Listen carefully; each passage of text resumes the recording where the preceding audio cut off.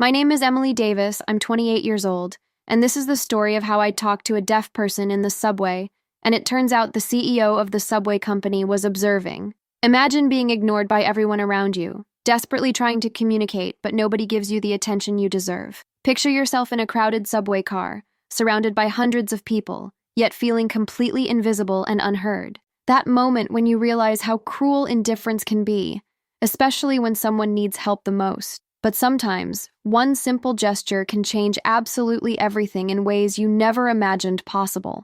Have you ever felt invisible in a crowd, like your voice doesn't matter?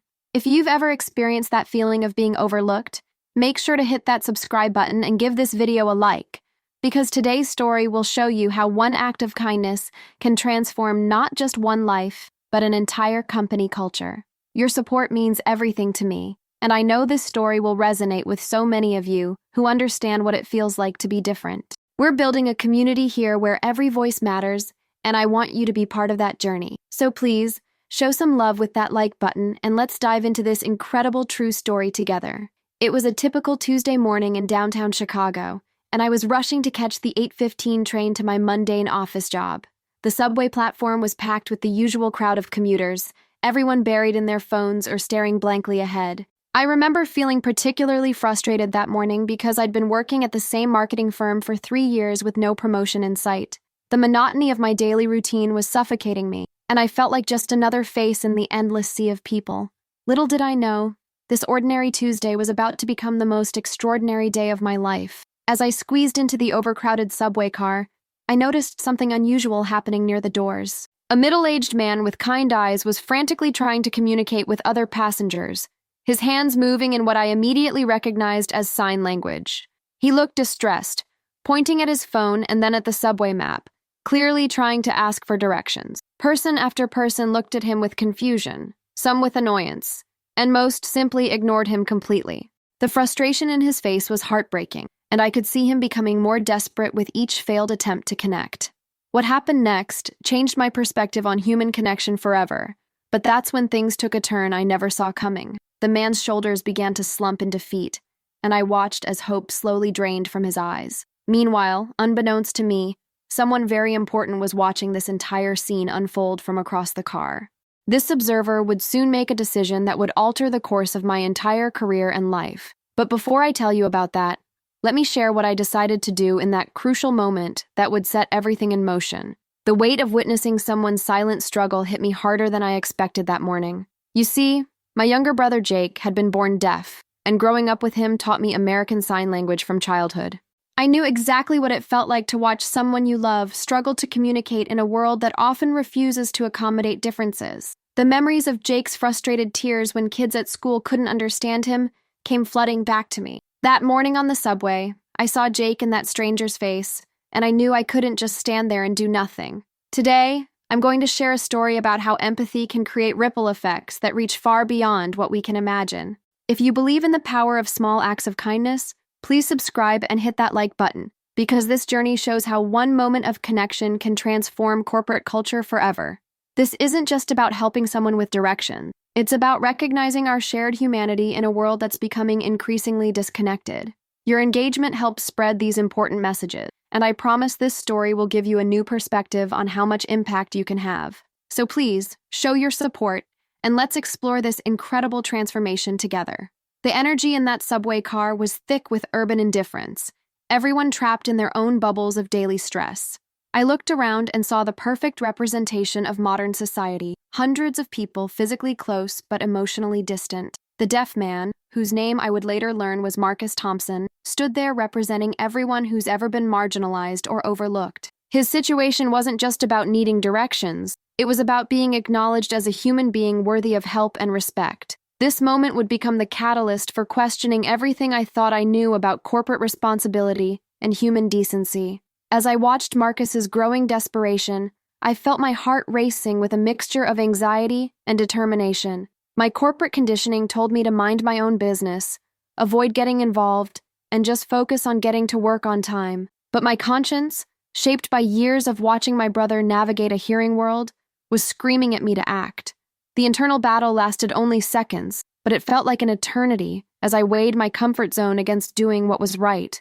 This decision point would prove to be one of those defining moments that separate who we are from who we choose to become. What I didn't know was that my next action was being observed by someone who had the power to change everything. Across the subway car, a man in an expensive but understated suit was watching the entire situation unfold with intense interest. His name was David Richardson, and he was the CEO of the Chicago Transit Authority, riding the subway incognito to observe passenger experiences firsthand. He had seen countless interactions during his secret subway rides, but nothing had prepared him for what he was about to witness, a moment that would reshape his entire company's approach to accessibility and inclusion. Before I tell you about that life-changing moment on the subway, let me paint you a picture of who I was back then. Emily Davis, 28 years old, working as a junior marketing coordinator at Henderson & Associates, feeling completely stuck in life. Every morning, I would drag myself out of bed, put on the same business casual outfits, and trudge to a job that felt more like a prison sentence. My days were filled with endless spreadsheets, meaningless meetings,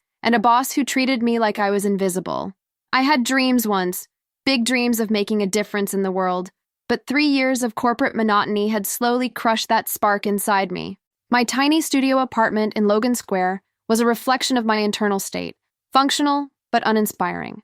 The walls were bare except for a single photo of my family, including my brother Jake, who had taught me more about resilience than any self-help book ever could. I would come home exhausted every night, order takeout, and binge-watch Netflix until I fell asleep on my lumpy couch. Weekends were spent doing laundry, grocery shopping, and desperately trying to find some meaning in my existence. The routine had become so automatic that I felt like a robot going through the motions of living rather than actually being alive. My coworkers barely knew I existed, despite sitting in the same office space for 3 years straight. During lunch breaks, I would eat alone at my desk while scrolling through social media, watching other people live the exciting lives I wished I could have.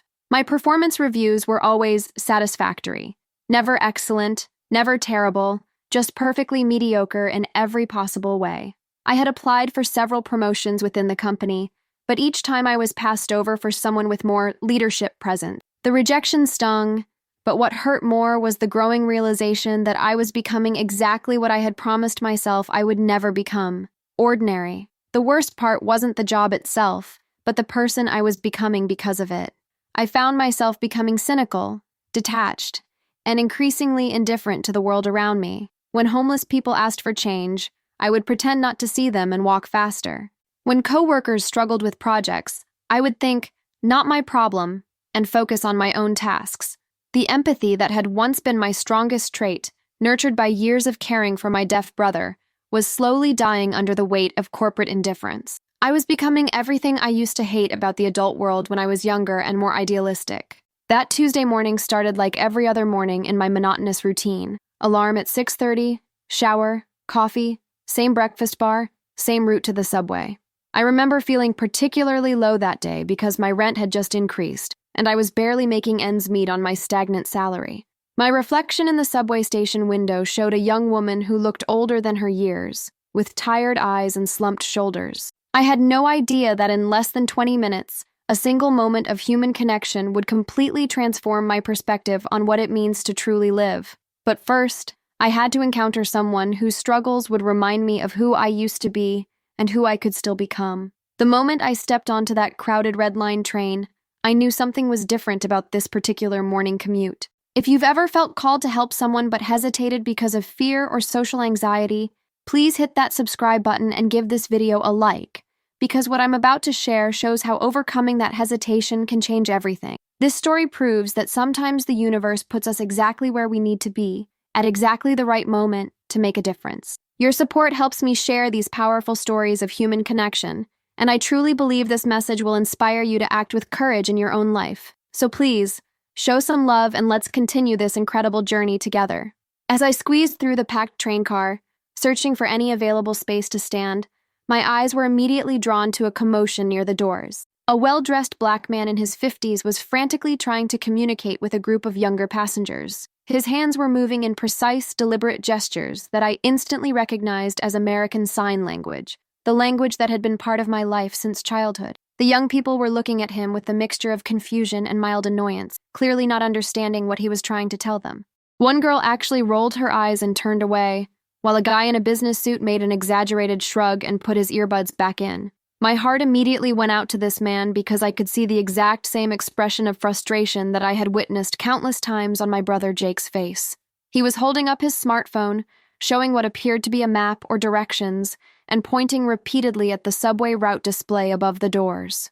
It was obvious he was lost and desperately needed help navigating the system, but the language barrier was making it impossible for him to connect with anyone. The familiar sight of someone struggling to communicate in a world designed for hearing people brought back a flood of memories from my childhood. I remembered holding Jake's hand at bus stops, translating for him when adults couldn't understand his signs, and feeling that protective surge of love mixed with indignation. What struck me most was how the other passengers were reacting, or rather how they weren't reacting at all. Most people were actively avoiding eye contact, staring at their phones or pretending to be completely absorbed in their own thoughts. A few passengers glanced over with curiosity but quickly looked away when they realized they couldn't help. The social awkwardness was palpable, and I could sense everyone's relief when they could justify ignoring the situation because they didn't speak sign language. It was a perfect example of how easy it is to turn away from someone's need when helping them requires us to step outside our comfort zone. As I watched this scene unfold, I felt my pulse quickening and my palms getting sweaty with nervous energy. Every instinct told me to approach this man and offer help. I could clearly understand his signs, and I knew exactly how to assist him. But the corporate conditioning of the past 3 years had made me risk-averse and socially cautious in ways that disappointed my younger, more idealistic self. The train was packed with people, and stepping forward would mean drawing attention to myself, potentially making a scene, and definitely being late to work. My internal conflict was intense. The Emily who grew up defending her brother versus the Emily who had learned to keep her head down and mind her own business. But then something happened that made my decision for me. I saw tears of frustration beginning to form in the man's eyes. In that moment, I didn't see a stranger on a subway.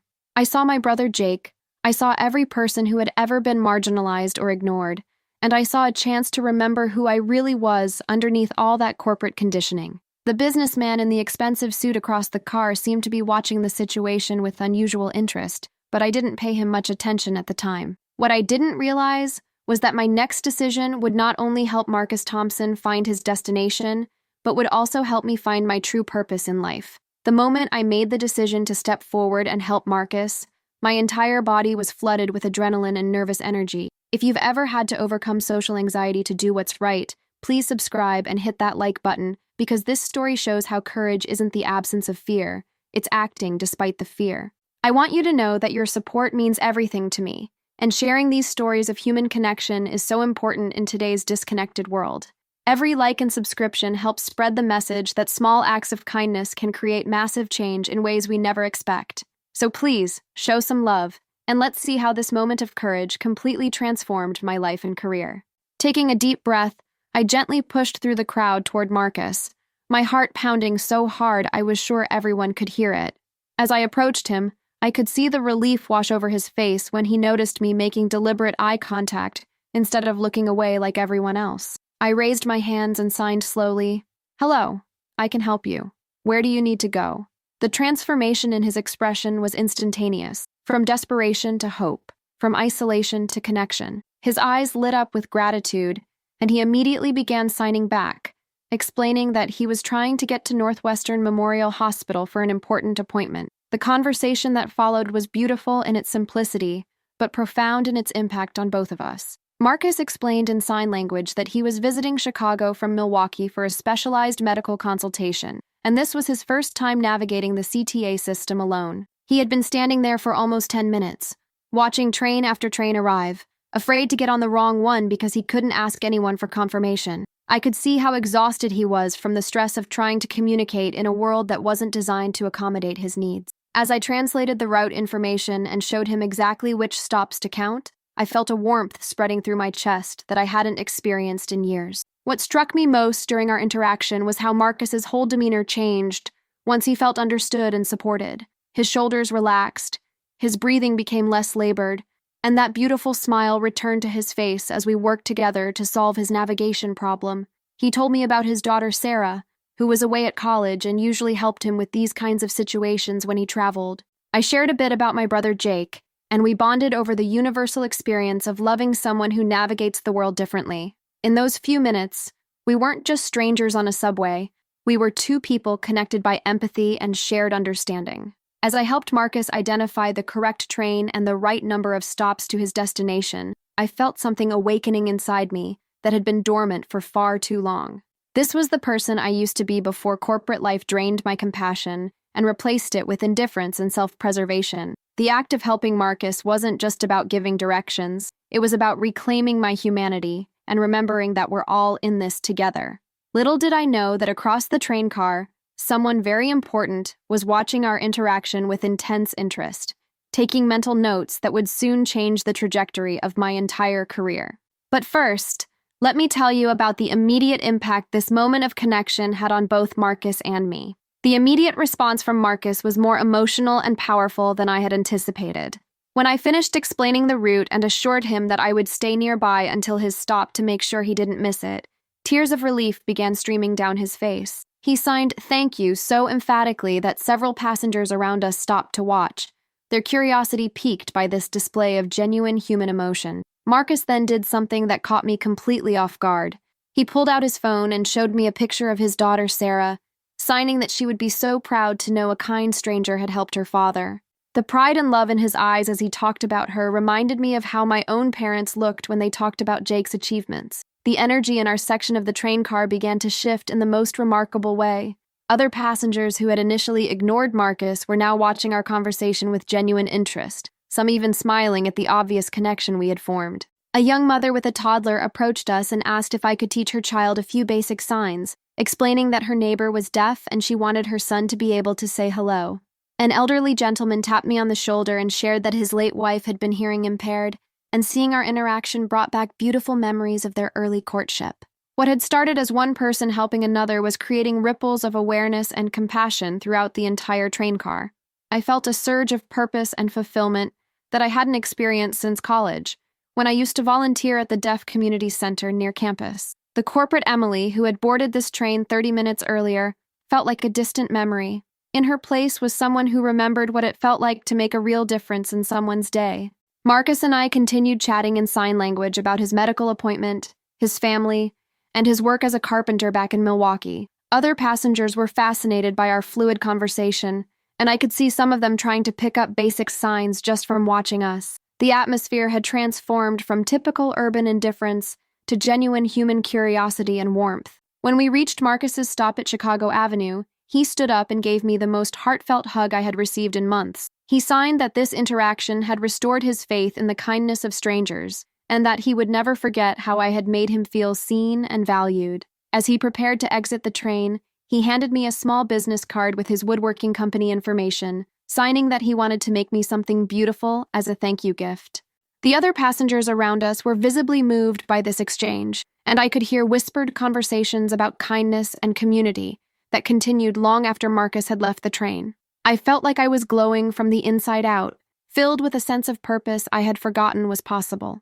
What I didn't realize in that moment was that someone extremely important had been observing our entire interaction with the keen eye of a leader looking for something he had been unable to find. Across the train car, David Richardson, CEO of the Chicago Transit Authority, had watched every moment of our exchange with growing fascination and respect. He had been conducting these incognito subway rides for months, looking for ways to improve passenger experience and employee culture, but he had never witnessed anything like what he had just seen. As the train pulled away from Chicago Avenue Station, he made a decision that would change my life forever.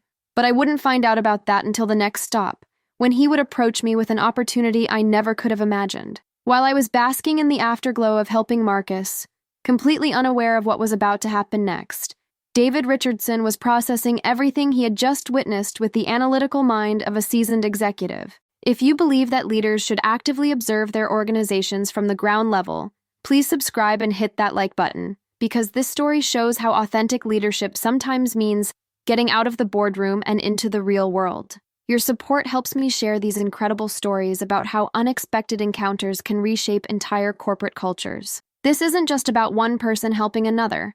It's about how genuine empathy can catch the attention of people who have the power to create systematic change. So please, show some love And let's see how this CEO's observation led to an opportunity I never saw coming. David Richardson had been riding the CTA trains incognito for the past 6 months, part of his personal mission to understand the passenger experience from ground level. As CEO, he had access to all the surveys, focus groups, and data analytics money could buy, but he knew that real insight came from witnessing authentic human interactions in their natural environment. He had seen countless examples of urban indifference, passenger complaints, and system failures during his secret rides. Most of what he observed confirmed his worst fears about how disconnected people had become from each other in the modern transit system. But what he witnessed between Marcus and me represented something entirely different, something he had been desperately trying to instill in his own company culture. What caught David's attention wasn't just the fact that I could communicate in sign language, though that was impressive enough. It was the genuine care and patience I showed throughout the entire interaction, the way I made Marcus feel valued and understood rather than just providing quick directions and moving on. As a CEO who had spent years trying to train customer service representatives to show authentic empathy, David recognized the difference between scripted politeness and real human connection. He watched me stay with Marcus until his stop, continuing our conversation and treating him like a friend rather than a problem to be solved. This was exactly the kind of employee attitude he had been trying to cultivate in his organization for years. David had built his career on recognizing talent and potential in unexpected places, and what he saw in me during those 15 minutes was a natural embodiment of the values he most wanted to see in his leadership team. He noticed how other passengers responded to our interaction, how the entire energy of the train car shifted from typical urban isolation to something warmer and more connected. In his business experience, he knew that this kind of authentic human connection was incredibly rare and absolutely invaluable in a customer service-oriented organization. As he watched me interact with Marcus and then engage with other curious passengers, he saw someone who could potentially transform how his entire company approached accessibility and inclusive customer service. The wheels were already turning in David's mind as he formulated a plan that would be unprecedented in his executive career. He had never approached a random passenger with a job offer, but he also had never witnessed such a perfect demonstration of the leadership qualities he most valued. David knew that traditional hiring processes often missed candidates like me, people with genuine empathy and natural leadership abilities who might not look impressive on paper, but could transform an organization's culture. As the train approached the next station, he made a decision that would surprise even his closest advisors. He was going to approach this young woman and offer her an opportunity that could change everything. But first, he needed to introduce himself and explain what he had witnessed, a conversation that would challenge everything I thought I knew about career advancement and corporate opportunities. As the train slowed down, approaching the next station, I was still floating on the emotional high from helping Marcus, when a well-dressed man in his 50s approached me with a confident but friendly demeanor. He was impeccably groomed, wearing what I could tell was an expensive suit, but his warm smile and direct eye contact made him seem approachable rather than intimidating. "Excuse me," he said with genuine warmth. "I'm David Richardson, and I couldn't help but notice the incredible interaction you just had with that gentleman." My first instinct was mild panic. Had I done something wrong by helping Marcus? Was I in trouble for causing a scene on public transportation? But David's tone was nothing but positive and appreciative. David introduced himself as the CEO of the Chicago Transit Authority, and I literally felt my jaw drop in disbelief. Here was the head of the entire subway system, riding the trains like a regular passenger, and he had been watching me help Marcus the entire time. He explained that he regularly rode the CTA incognito to observe passenger experiences and employee interactions, but what he had witnessed between Marcus and me was something extraordinary. David told me that in 6 months of secret observations, he had never seen such a perfect demonstration of genuine empathy, natural leadership, and the kind of inclusive customer service he had been trying to instill throughout his organization. He spoke with the passion of someone who truly cared about transforming corporate culture, not just improving bottom lines. What happened next seemed like something out of a movie rather than real life on a Tuesday morning commute. David pulled out his business card and offered me a position as Director of Accessibility and Inclusion Services, a role that would involve developing programs to make the CTA more accessible to passengers with disabilities. He explained that my natural ability to connect with people, combined with my sign language skills and obvious passion for helping others, made me exactly the kind of leader his organization needed. The salary he mentioned was more than double what I was making at Henderson & Associates, plus full benefits and the opportunity to create meaningful change in thousands of people's daily lives. I was so stunned that I could barely form coherent sentences. The irony of the situation wasn't lost on me. I had been feeling invisible and undervalued at my corporate job, desperately seeking purpose and recognition. And here was the CEO of a major organization offering me a dream position because he witnessed me simply being kind to another human being. David explained that traditional hiring processes often missed candidates with the most important qualifications: genuine empathy, natural leadership abilities, and the kind of authentic caring that can't be taught in corporate training programs. He had built his career on recognizing talent in unexpected places, and he saw something in me that even I didn't fully recognize in myself. The opportunity felt too good to be true, but David's sincerity and passion were unmistakable. As we exchanged contact information and he gave me his direct number to call within the week, I felt like I was living someone else's life. David explained that he would need to go through some formalities with HR, but that he had the authority to create this position specifically for me based on what he had observed. He told me to take a few days to think about it, but that he hoped I would seriously consider joining his team and helping him transform how the CTA serves passengers with disabilities and special needs. As he stepped off the train at his stop, he turned back and said something that would echo in my mind for days.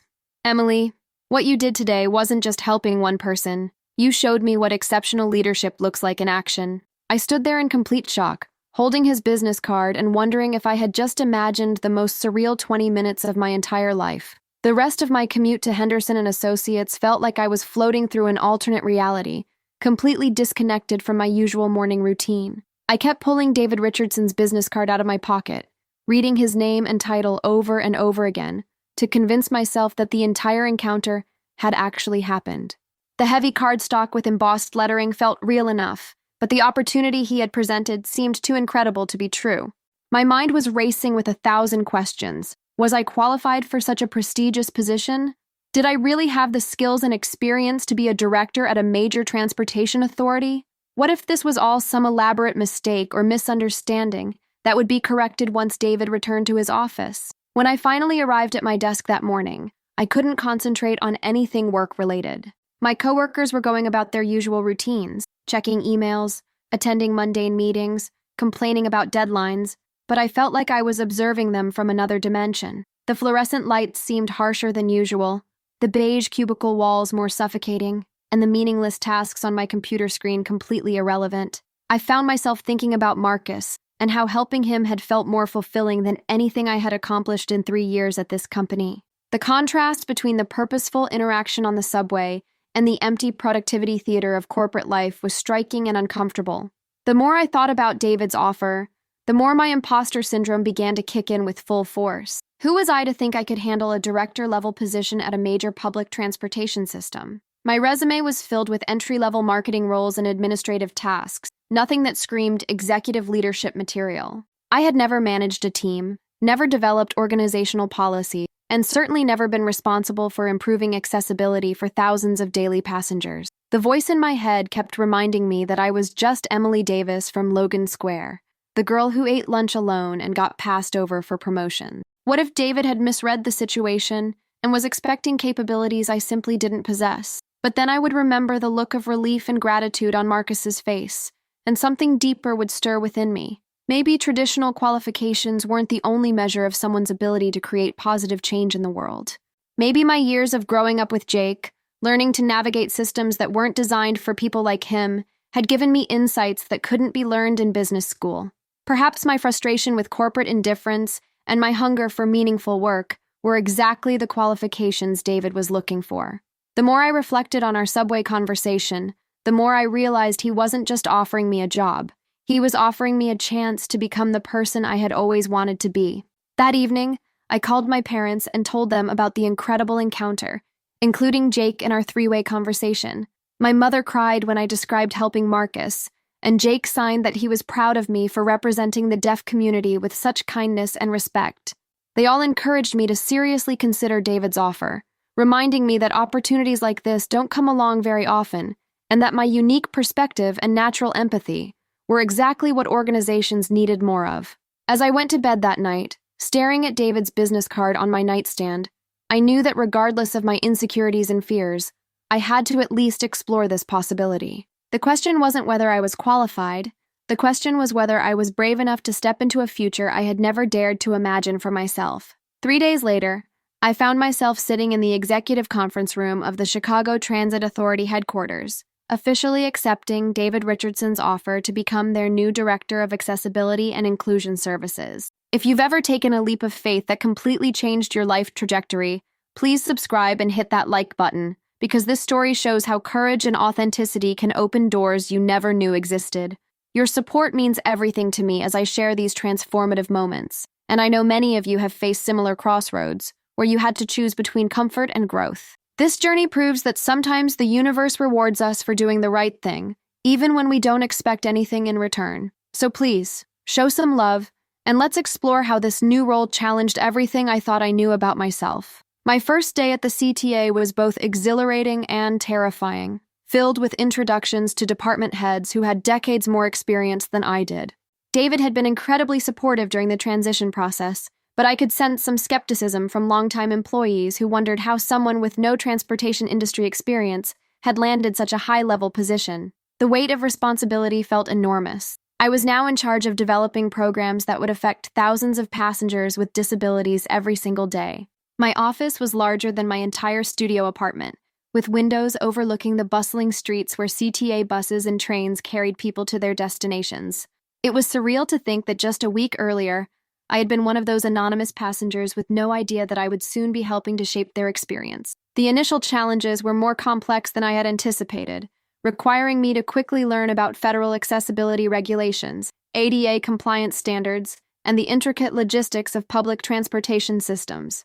I spent my first weeks immersed in research, reading case studies from other transit authorities, and meeting with disability advocacy groups throughout Chicago. What struck me most was how many gaps existed in the current system: elevators that were frequently broken, announcements that deaf passengers couldn't hear, and staff who weren't trained to assist people with various disabilities. The scope of work ahead felt overwhelming, but I kept thinking about Marcus and how one positive interaction had made such a difference in his day. If I could scale that kind of individual impact across the entire CTA system, the potential for change was enormous. David proved to be an exceptional mentor, checking in with me regularly and providing guidance while still giving me the autonomy to develop my own vision for the department. He introduced me to key stakeholders throughout the organization and made it clear that I had his full support in implementing new initiatives.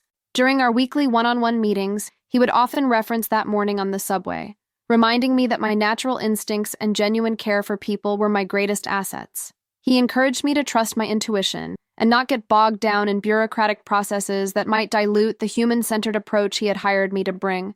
His leadership style was unlike anything I had experienced in the corporate world, focused on empowerment rather than micromanagement. The learning curve was steep, but I found myself energized by challenges that would have overwhelmed the old Emily. I was working longer hours than ever before, but the work felt purposeful in a way that my previous job never had. Every policy I developed, every training program I designed, and every accessibility improvement I proposed had the potential to make someone's day easier and more dignified. I thought often about Marcus during those first few weeks, wondering how his medical appointment had gone and whether he had successfully navigated other transit systems since our encounter. His experience had become my North Star. Every decision I made was filtered through the question of whether it would help someone in his situation feel more welcomed and supported. By the end of my first month, I had developed a comprehensive action plan that included enhanced staff training, improved signage and announcements, and partnerships with local disability organizations to get ongoing feedback on our services. The plan was ambitious and would require significant budget allocation, but David was fully supportive and helped me present it to the board of directors. As I stood in that boardroom, explaining my vision for a more inclusive transportation system, I realized how far I had come from the woman who used to eat lunch alone at her desk just weeks earlier. But the real test would come when we started implementing these changes and measuring their impact on the passengers who needed them most. People like Marcus, who deserved to feel valued and supported every time they used our system. Within 3 months of implementing my accessibility action plan, the cultural shift at the CTA was becoming visible throughout the entire organization. The comprehensive staff training program I had developed was mandatory for all customer-facing employees, from station attendants to bus drivers to maintenance crews. We brought in deaf community leaders like Marcus Thompson, who had become a valued consultant on our initiatives, to share their real-world experiences with our teams. The training wasn't just about learning basic sign language or understanding disability regulations. It was about fostering genuine empathy and breaking down the barriers that had made public transportation feel unwelcoming to so many passengers. I watched veteran employees who had been set in their ways for decades suddenly light up when they realized how much difference a simple gesture or patient interaction could make in someone's day. The ripple effects of our cultural transformation extended far beyond accessibility services into every aspect of how the CTA operated. David Richardson had given me carte blanche to collaborate with other departments, and I found myself working closely with marketing to redesign our signage, with technology teams to improve our mobile apps, and with facilities management to upgrade our physical infrastructure. The customer service department reported a significant decrease in complaints and a notable increase in positive feedback from passengers with disabilities. More importantly, they were receiving praise from family members and friends of passengers who appreciated the newfound kindness and competence of our staff. The changes weren't just benefiting people with disabilities, they were creating a more welcoming environment for everyone. One of the most powerful changes was seeing how our employees began to take pride in their enhanced skills and knowledge. Bus driver Janet Williams, who had been with the company for 15 years, told me that learning to communicate with deaf passengers had rekindled her passion for the job she had started to see as just a paycheck. Station attendant Miguel Rodriguez shared that helping a blind passenger navigate the turnstiles with dignity and respect had reminded him why he chose public service as a career. These weren't isolated incidents. Throughout the organization, employees were rediscovering the human element of their work and finding greater satisfaction in their daily interactions with passengers. The culture was shifting from transactional efficiency to genuine human connection. David and I instituted monthly accessibility spotlight meetings where employees could share success stories, challenges, and suggestions for improvement. These sessions became some of the most engaged and productive meetings in the company's history, with staff members from different departments collaborating on creative solutions to accessibility challenges. We created internal recognition programs that celebrated employees who went above and beyond in serving passengers with special needs. The company newsletter began featuring stories about our accessibility initiatives and the positive impact they were having on real people's lives. What had started as a single department's mission was becoming the organization's shared identity and source of pride. The transformation wasn't without resistance. Some longtime employees initially viewed the changes as unnecessary bureaucracy or political correctness gone too far. However, as they witnessed the positive responses from passengers and saw how their colleagues were thriving in the new culture, most skeptics gradually came around. The key was showing rather than telling, letting the results speak for themselves through improved customer satisfaction scores, positive media coverage, and the genuine enthusiasm of passengers who felt truly welcomed for the first time. By the end of my 6th month, what had begun as an accessibility initiative had evolved into a fundamental shift in how the entire CTA understood its mission, not just moving people from point A to point B, but creating a transportation system that honored the dignity and humanity of every single passenger who walked through our doors. The professional transformation was remarkable, but the personal growth I experienced during those first 6 months at the CTA was even more profound and challenging. Despite the external success of our accessibility programs, I was still battling intense imposter syndrome that would hit me like a wave whenever I had to present to senior leadership or represent the company at industry conferences. Late at night in my office, I would stare at my reflection in the dark window and wonder if David had made a terrible mistake in hiring me. The voice in my head constantly reminded me that I was just a failed marketing coordinator who got lucky on a subway train. When disability advocates praised our initiatives or media outlets requested interviews about our innovative programs, part of me felt like a fraud who would eventually be exposed as unqualified for such an important role. The breaking point came during a particularly challenging week when I had to testify before the City Council about our budget allocation for accessibility improvements. As I sat in the council chambers, surrounded by seasoned politicians and advocacy leaders, the familiar panic began to set in. My hands started shaking, my voice became unsteady, and I could feel the heat of embarrassment rising in my cheeks. But then I looked into the audience and saw Marcus Thompson sitting in the front row, along with several other deaf community members who had become partners in our initiatives. Their encouraging smiles and enthusiastic applause reminded me that this wasn't about my insecurities. It was about serving people who deserved better access to public transportation. In that moment, I realized that my fear of not being enough was getting in the way of advocating for people who had trusted me with their experiences and hopes. The real breakthrough came when I started reframing my background as an asset rather than a limitation. During a particularly difficult conversation with a resistant department head who questioned my qualifications, I found myself standing taller and speaking with a conviction I didn't know I possessed. I explained that my lack of traditional transit industry experience actually gave me fresh perspective on problems that had been accepted as unsolvable for too long. My years of feeling invisible and undervalued at Henderson & Associates had taught me exactly how it felt to be marginalized, which made me a better advocate for passengers who faced similar treatment. Growing up with Jake had given me insights that couldn't be learned in graduate school or corporate training programs. It had taught me to see solutions where others saw obstacles. David proved to be instrumental in helping me overcome my confidence issues, not through empty reassurances, but by consistently challenging me to stretch beyond my comfort zone. He would assign me high-visibility projects that terrified me, then provide the support and resources I needed to succeed. When I expressed doubts about leading a presentation to the board of directors, he reminded me that my authentic passion and genuine care for passengers were more valuable than polished corporate presentation skills. He helped me understand that leadership wasn't about being the smartest person in the room. It was about inspiring others to work toward a shared vision and caring enough about the outcome to persist through difficulties and setbacks. The most profound change in my self-perception came from witnessing the real-world impact of our work. When Marcus brought his daughter Sarah to meet me during one of her visits to Chicago, and she thanked me for making her father's travels easier and more dignified, I finally understood the true measure of my qualifications. When elderly passengers wrote letters expressing gratitude for staff members who now knew how to assist them with patience and kindness, I realized that my worth wasn't determined by my resume or educational background. The shy, insecure woman who used to eat lunch alone had evolved into someone who could stand confidently in boardrooms and advocate effectively for systemic change. I was no longer pretending to be qualified. I was discovering capabilities I never knew I had and using them to create meaningful improvement in thousands of people's daily lives. 1 year after that life-changing encounter with Marcus on the subway, the Chicago Transit Authority had become a completely different organization than the one I had joined. If you've ever wondered whether one person can truly transform an entire corporate culture, please subscribe and hit that like button, because this story proves that authentic leadership and genuine care for people can create ripple effects far beyond what we imagine possible.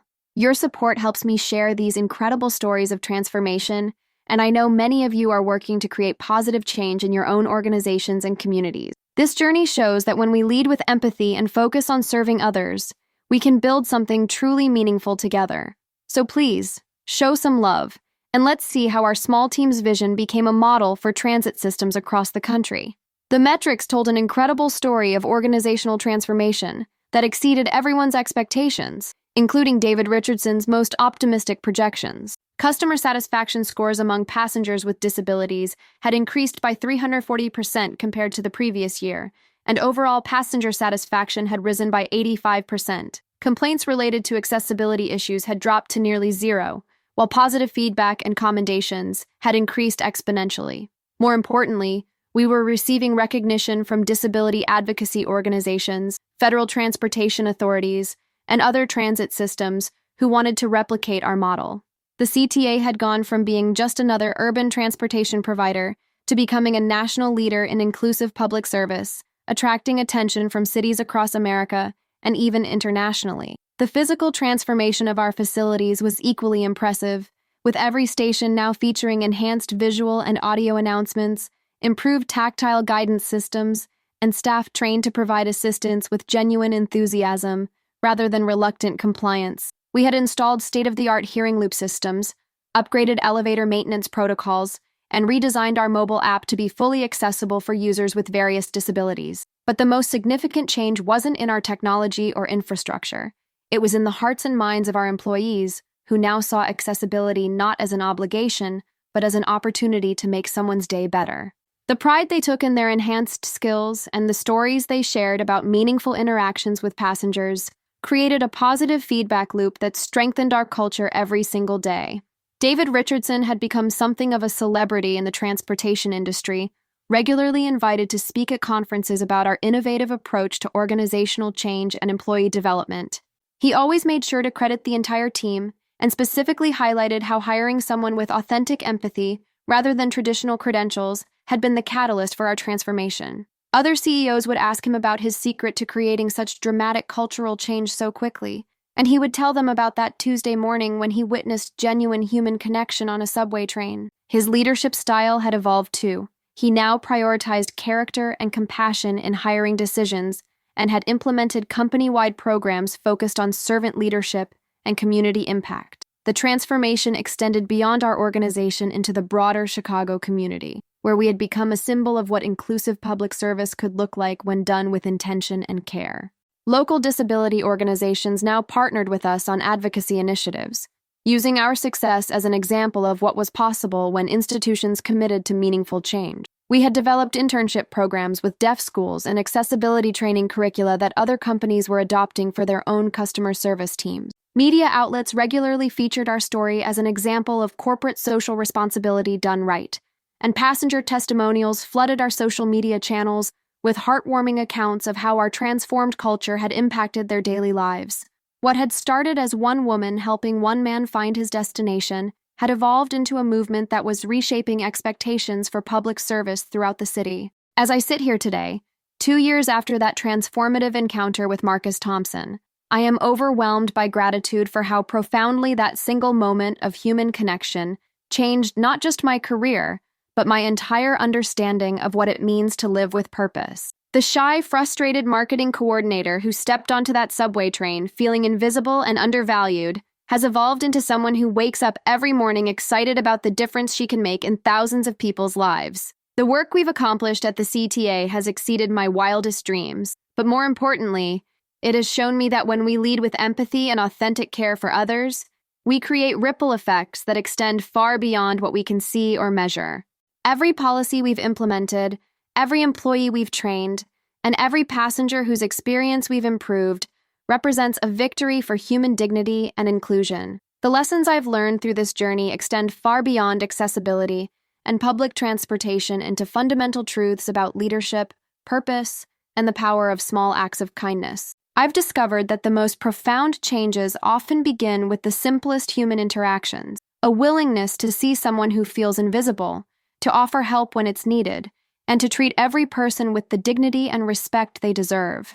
The success of our accessibility programs has shown me that when organizations prioritize genuine human connection over efficiency metrics, they don't sacrifice productivity. They enhance it by creating environments where both employees and customers feel valued and supported.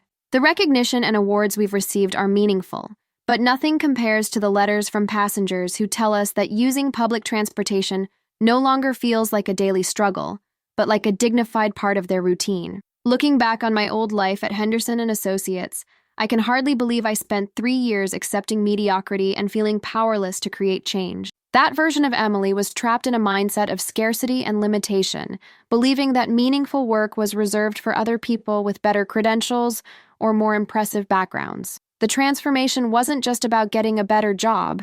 It was about recognizing that each of us has unique gifts and perspectives that the world desperately needs, even if we can't see their value ourselves. My experience growing up with Jake, my years of feeling marginalized in corporate environments, and even my struggles with imposter syndrome all became assets that helped me understand and serve passengers who faced similar challenges. David Richardson has become not just a mentor, but a dear friend who continues to challenge me to think bigger about the impact we can have on society. His decision to hire someone based on character rather than credentials has become a case study taught in business schools. But more importantly, it has inspired other leaders to look for talent in unexpected places and prioritize empathy in their hiring decisions. Together, we've created something that extends beyond the CTA, a model for how organizations can embed inclusion and human dignity into their core operations rather than treating them as afterthoughts or compliance requirements. The success of our programs has attracted attention from transit systems across the globe, and we're now consulting with other cities to help them implement similar transformations. The most profound realization of this entire journey is that none of us knows when a simple act of kindness might completely change the trajectory of our lives and the lives of countless others. When I decided to help Marcus that Tuesday morning, I was just trying to be a decent human being. I had no idea that moment would lead to a career I love, a sense of purpose that energizes me every day, and the opportunity to create systemic change that impacts thousands of people. The ripple effects continue to surprise me. Marcus has become a regular consultant and friend. His daughter Sarah is now pursuing a career in accessibility advocacy, and employees throughout our organization have carried the lessons of inclusive service into their personal lives and communities. This experience has taught me that when we show up authentically and serve others with genuine care, the universe has a way of aligning opportunities and resources in ways we never could have planned or predicted. After hearing my incredible story of transformation, I want you to take a moment and reflect on the power of simple human kindness in your own life. If this story has inspired you to look for opportunities to help others, or to believe that your own small actions can create massive change, please subscribe to my channel and hit that like button to show your support. Every subscription helps me reach more people with these powerful stories of transformation, and reminds us all that we have the ability to make a difference in ways we never imagined. Your engagement means the world to me because it helps build a community of people who believe in the power of empathy and authentic human connection. Together, we can inspire others to step outside their comfort zones and create positive change in their own communities and workplaces. What would you have done in my place that morning on the subway when you saw Marcus struggling to communicate with other passengers? Would you have had the courage to step forward and offer help? Or would you have been like most people who looked away and minded their own business? I want to hear from you in the comments below. Share your own stories of times when you helped someone in need or when a stranger's kindness made a difference in your day. These interactions create ripple effects that extend far beyond what we can see, and your stories might inspire someone else to act with courage and compassion. Remember that every single person watching this video has unique skills, experiences, and perspectives that someone else desperately needs.